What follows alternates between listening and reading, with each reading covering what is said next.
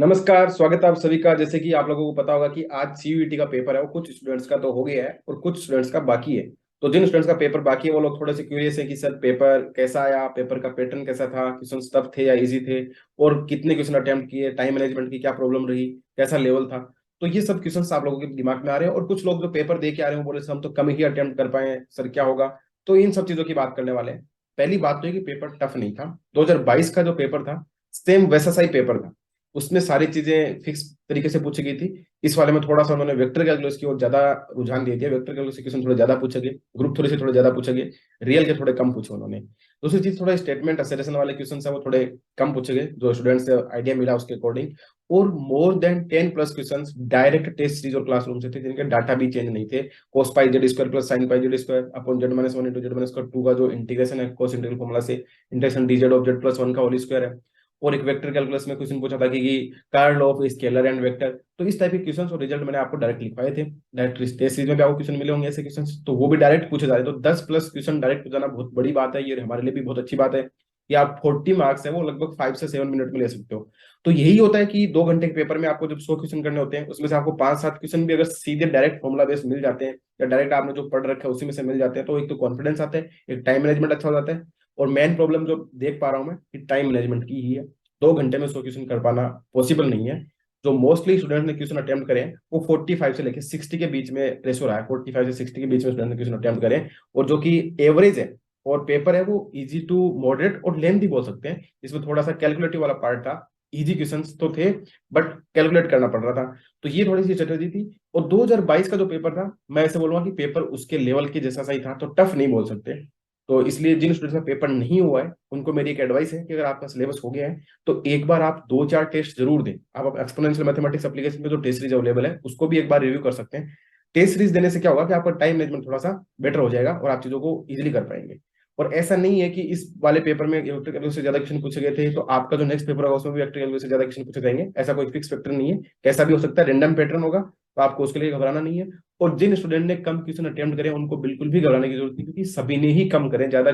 अगर paper easy होता तो सब कैसे सुनने को मिलता कि उसने 70 किए हैं, उसने 80 किए हैं, उसने 85 किए हैं, उसने 90 किए। तो ऐसा तो कोई स्टूडेंट मिल ही नहीं रहा जिसने 80+ क्वेश्चन किए, क्योंकि कुछ पॉसिबल ही नहीं है 2 घंटे में। तो इसीलिए मैं आपको बार बार पहले से ही बोला था कि टाइम मैनेजमेंट बहुत जरूरी है। 2 घंटे में इतने क्वेश्चन कर पाना पॉसिबल नहीं है। एक चीज ये निकल के आ रही है कि पार्ट ए ने थोड़ा सा उलझाया है, पार्ट ए में क्वेश्चन इजी नहीं आए। तो मैं आपको पहले से बोलता रहा हूँ कि पार्ट बी पे ज्यादा फोकस कीजिए। पार्ट ए को आप सरसरी नजर से टेस्ट सीरीज के थ्रू देख सकते हैं, ताकि एक आइडिया रहे कि ऐसे क्वेश्चन आते हैं। तभी मैंने आपको हमेशा से आपको ये बोला कि 1 घंटा 40 मिनट आप पार्ट बी को दीजिए। उसके बाद आपके पास 15 से 20 मिनट बचते हैं, आपको लगता है क्वेश्चन कर पा रहे हो तो पार्ट ए की ओर जाना है। बाकी मैंने आपको शुरू से पहले दिन से ये बोलता रहा हूँ कि पार्ट बी में 1 घंटा 40 मिनट देना आपको। तो 20 मिनट में अगर आप वहां पे 5-6 क्वेश्चन करते हैं, 20 नंबर आ जाए तो अच्छी बात। आपको लग रहा है कि नहीं हो रहे तो आप छोड़ के वापस पार्ट बी पे आ सकते हैं। इसलिए पार्ट बी की कंसिस्टेंसी ज्यादा रखें, पार्ट बी की थोड़ी सी क्वेश्चन प्रैक्टिस करें। और पेपर की अगर बात करें तो पेपर टफ नहीं था, जैसे कि अपन बोल सकते हैं कि पेपर टफ तो नहीं बोलेंगे।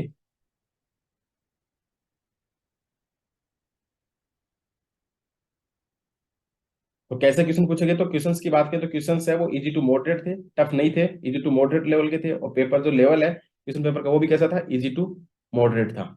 और जैसे अपन ने बात की किस टॉपिक से ज्यादा क्वेश्चन पूछेंगे, तो वो थोड़े से उन्होंने क्या कर दिया, वेक्टर कैलकुलस से क्वेश्चन ज्यादा पूछ लिए। और जैसे cos pi z square plus sine pi z square upon जेड-1 जेड-2 डीजेड। अभी क्वेश्चन मैंने डायरेक्ट कराया है, ये भी डायरेक्ट कराया है, डीजेड अपॉन जेड+1 का होल स्क्वायर। एक ऐसे क्वेश्चन था curl of F into G, F scalar था, जी वेक्टर था। तो ऐसे क्वेश्चन भी आपको बताया कि कैसे सोल्व करने।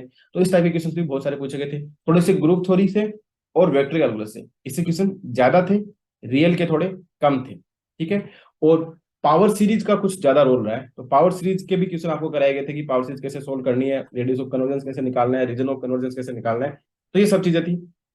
तो मेरा आप लोगों से यही रिक्वेस्ट है कि जिन लोगों का पेपर नहीं हुआ है वो लोग एक बार पार्ट बी को रिवाइज करके थोड़ा टेस्ट सीरीज जरूर देखें, ताकि आपको आइडिया लगेगा कि क्वेश्चंस कैसे पूछे गए हैं। और टेस्ट सीरीज से आपका टाइम मैनेजमेंट जरूर हो जाएगा, क्योंकि 2 आवर में आपको पता ही है कि 100 क्वेश्चन कर पाना पॉसिबल नहीं है।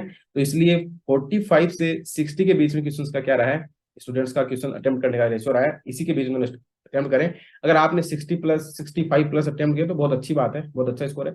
और अगर एक्यूरेसी के साथ अगर आपके 50 क्वेश्चन भी सही है तो 200 मार्क्स होते हैं, तो वो भी अच्छा स्कोर है। तो 200+ मार्क्स बहुत अच्छा स्कोर है, क्योंकि जिस हिसाब से रिव्यू मिला है पेपर का, लेंथी पेपर में क्या होता है वही बात है ना, पेपर देने गए, थोड़ा घबरा गए, आपने पहले से क्वेश्चन पेपर नहीं देखे हुए, टेस्ट पेपर नहीं दिए, तो आपको लगता है बहुत टफ आ गया, इजी आ गया, पता नहीं कैसा होगा, तो 2 घंटे में आपको 75+25 का रेशो है, और 2 आवर में इतने क्वेश्चन कर पाना इजी नहीं होता है। तो इसलिए जिन स्टूडेंट्स का पेपर नहीं हुआ है वो अच्छे से रिवाइज करें, और एक बार टेस्ट जरूर देखें, ताकि आप टाइम मैनेजमेंट कर पाए। अगर आप और कुछ नहीं देख रहे हैं तो 20 से 22 वाले जो पेपर है उनको भी आप 2 घंटे में करने की कोशिश करें, उसी के अकॉर्डिंग पेपर रहने वाला है। तो पेपर टफ नहीं था, ना ही टफ क्वेश्चन पूछे गए थे, थोड़ा सा पैटर्न चेंज कर दिया उन्होंने, स्टेटमेंट असेरेशन और जो रीजन वाले क्वेश्चन थे इस बार नहीं पूछे हैं, उन्होंने जो सिंपल क्वेश्चन पूछ जाते हैं वही पूछे हैं।